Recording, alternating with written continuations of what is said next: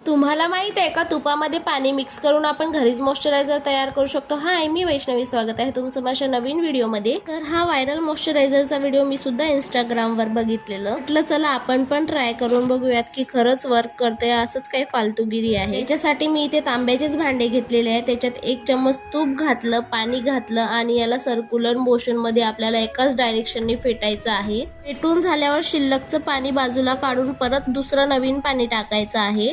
100 time आपल्याला फेटायचं। अक्षरशः माझे तर हात दुखायला लागले होते। यात आपल्याला थोडंसं बीट सुद्धा टाकायचं, याने ना थोडं पिंकिश कलर येतं आणि मॉइश्चरायझर खूप छान दिसतं दिसायला। खूप जास्त याला फेटायचं आहे, अगदी क्रीम सारखं होईपर्यंत याला फेटून घ्यायचं आहे आपल्याला आणि नंतर एका कंटेनर मध्ये टाकून घ्यायचं आहे। मी हे फर्स्ट टाइम ट्राय केलं, भीती तर वाटत होती पण फायनल रिझल्ट बघून एकदम खुश झाले मी। या विंटर सीझन मध्ये तर मला तरी वाटते मॉइश्चरायझर विकत घेण्याची काहीच गरज नाहीये। तुम्हाला कसा वाटला व्हिडिओ